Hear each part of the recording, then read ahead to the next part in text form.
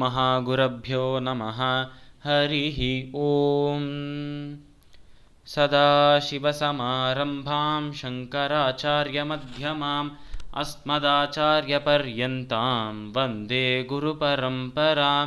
श्रुतिस्मृतिपुराणानाम् आलयं करुणालयं नमामि भगवत्पादशङ्करं लोकशङ्करम्।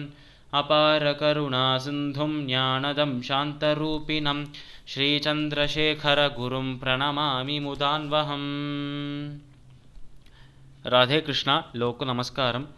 இந்த வீடியோவில் ஸ்ரீமத் பகவத்கீதையின் 6வது அத்தியாயமான ஆத்மசம்யம யோகத்தின் 30வது ஸ்லோகத்தை விளக்கத்துடன் பார்ப்போம்.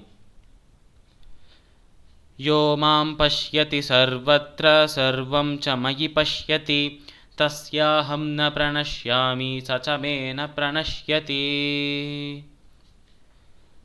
இந்த ஸ்லோகம் ஸ்ரீமத் பகவத்கீதையின் 6வது அத்தியாயமான ஆத்மசம்யம யோகத்தின் 30வது ஸ்லோகம். இந்த ஸ்லோகத்தில் நம்ம கிருஷ்ணர் அர்ஜுனனை பார்த்து சொல்கிறார், அர்ஜுனா, எந்த ஒரு நபர் எப்பொழுதும் அனைத்து விஷயங்களிலும் இறைவன் இருக்கிறார், அதே நேரத்தில் இறைவனுக்குள்ளதான் அனைத்து விஷயங்களும் இருக்குது என்று உணர்கிறாரோ.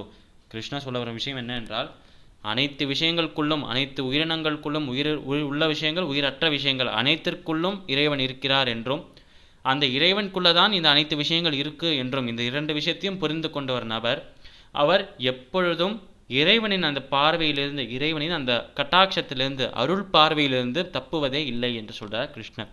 மேலும் அழகாக வர்ணித்து சொன்னோம் என்றால், கிருஷ்ணர் அவர் வாயால் சொல்கிற விஷயங்கள் எப்படி அந்த நபர் என்னை அவரோட மனதில் வைத்திருக்கிறாரோ அதுபோலவே அர்ஜுனா, நானும் என் மனதில் அந்த நபரை வைத்துக் கொள்கிறேன் என்று சொல்கிறார் கிருஷ்ணர்.